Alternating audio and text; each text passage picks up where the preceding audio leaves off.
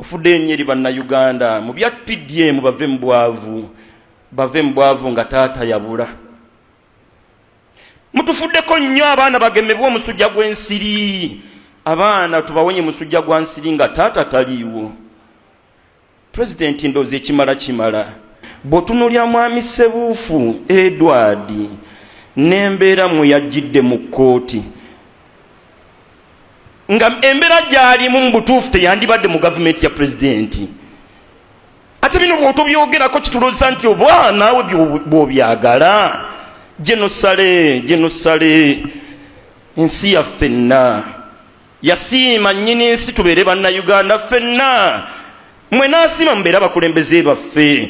Naye mu butuufu bwe gutuuka ate ku bulamu bw'omuntu ng'omuntu. Famire okugireka nga teyina taata. Nga baamutwala tetubamanyi, ekyamutwaza tetukimanyi. Mbeera si ya buvunanyizibwa. Ekyamazima buli kiina entandikwa kiina enkomerero. Mutuyambeko naddala ku kiwamba abantu.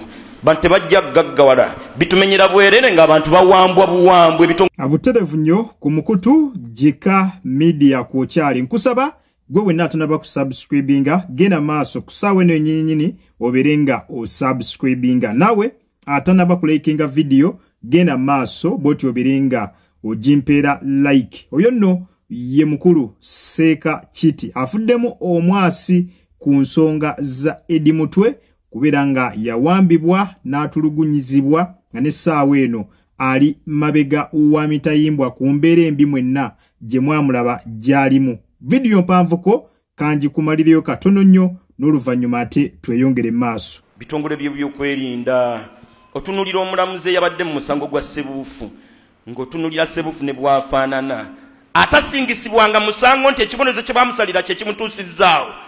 Tewaliwo mukisa gubuuza bamulese mu kkooti lwaki afaanana atyo. Yali mu kkooti yawe yamusalira okufaanana bw'atyo. N'agasanga agajweteke ku bantu wakati babaga nti Sebuufu yabba jampa. Yabba jampa. Yamuviiriddeko okufaanana atyo. Bakivumbi. Kivumbi muvubuka naye era ali mu layini ya byabufuzi. Nze ndowooza nti bwe kiba kyetaagisa ekibiina ky'ebyobufuzi ekifuuse ekizibu mu ggwanga kiwerebwe abantu bafune we basiza emberedde mu nteeko. Ekirungi palamenti yo tugisobola ffe nga bali mu buyinza tubaweeyo obukadde nga bubu bakafuna 10 nakyo kikyabamala okukomawo okuwera ekibiina ky'ebyobufuzi ekiteetaagisa. Thani president kusirika busirisi kubigenda mu maaso. President vaayo genosale waliwo bye musobola okukola. Embeera y'ebyokwerinda abantu badde emitima gibakomewo. Bannabyabufuzi ebifo ebyenjawulo mwe bali si be bagenda okusembayo. Bannyini bifo abalala we bali bamaleko ekiseera kyabwe abalala bajje. Teri mukulembeze teri munnabyabufuzi yenna asobola kulwanyisa kuvaako. Balina okuvaako ekyo tebalwana nakyo kubanga si kya muntu yenna. Awo obukulembeze yabujjako tebalwana naye. So teri mukulembeze yenna asobola kulwanyisa kuvaako kwekyaba asaaga. Osobola okulwanagana n'abantu nye tusobola kulwanyisa kuvaako okwo. Bino si byakuteesa buteesa. Waligenda mu suratu Ali Imran Qulillahumma malikal mulki omukkirize yategedde nnyini nsi asaana ayongera omutegeera ntakoma bukomi kukubeera nnyini nsi ye mukulembeze w'abakulembeze bonna ye mufuzi w'abafuzi bonna mu mbeera zatambuzaamu obulamu bw'abantu. Tu'til mulka man tasha obukulembeze abwa gwasazeewo bbuwa ddi lwasazeewo bbumuwa abwa gwasazeewo bbuwa ddi lwasazeewo bbumuwa ekiseera kyasazeewo abumuwe ekigero kyasiimye.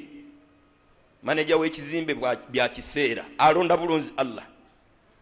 Watanzi'ul mulka wano bwe yatuuka ku kunona obukulembeze n'agagambula obukulembeze ku gwe yabuwadde. Wali mu kuwa akozesezza kuwa. Wandisuubidde nti ne wano yandikozesezza kujjako. Emirundi egisinga yakimanyi nti baawa bwe gutuuka okubajjako tebiba bya mirembe. Kati so ndoza kino kimala okunnyonnyola nti abantu bakyali mu layini y'abantu naddala nga bagugubidde mu kiseera nga balaba nga waliwo embeera eyinza obbajjamu. Ye nteekateeka ya nnyini nsi watanzi'ul mulka mimman tasha obukulembeze obugagambula ku gwe wabuwa mu kiseera ng'osiimye kwani gw'olina obbujjako. ayina enteekateeka.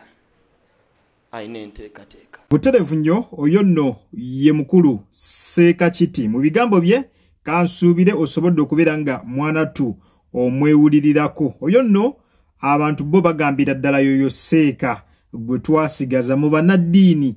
Oyo ye munnaddiini gwe twasigaza ayogera amazima.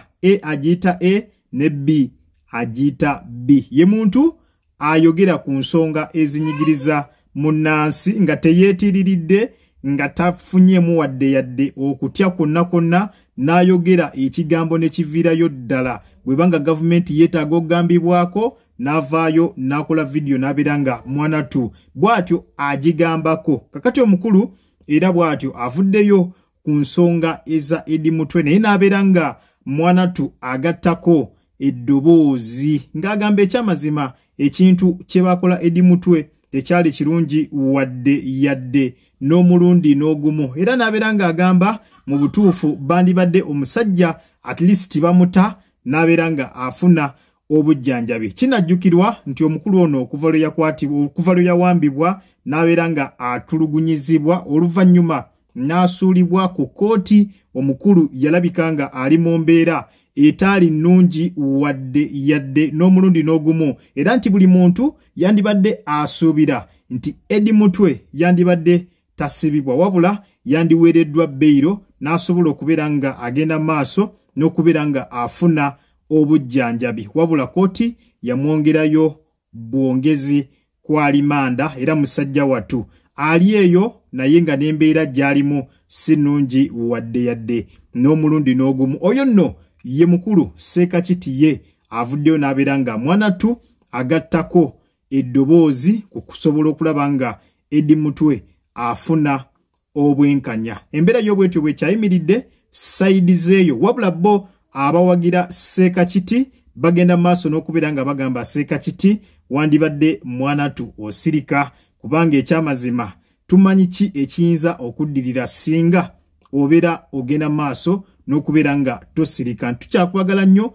wandibadde ogenda maaso nga osirika. Si bigambo byaffe, bigambo byabo abantu abaagala ennyo Ssekakiti nga bamugamba wandibadde ogenda maaso n'okubeera nga ensonga ezimu ozivaamu, kubanga tukyakwagala nnyo. Tumanyi ki ekiyinza okubeera nga kituukawo singa ogenda maaso n'okubeera nga oyogera bw'oti. Ate bo bannankyukakyuka ne bagenda maaso ne bategeeza nti ekyamazima Ssekakiti bwe kituuka mu bannaddiini ye muntu gwe tulinga, gwe twasigaza ayogera ku nsonga ezinyigiriza munnansi, ye tabeereyo n'asirika. Kasita wabeerayo ensonga ng'alaba nti ddala kimwetaagisa at least okubeera nga agattako eddoboozi lye, omukulu ono avaayo n'abeera nga ensonga ezo bw'atyo azigattako eddoboozi lyo. So bannankyukakyuka ne bategeeza ti Ssekakiti genda maaso obeere nga okolanga bw'otyo, obeere ng'oyogera ku nsonga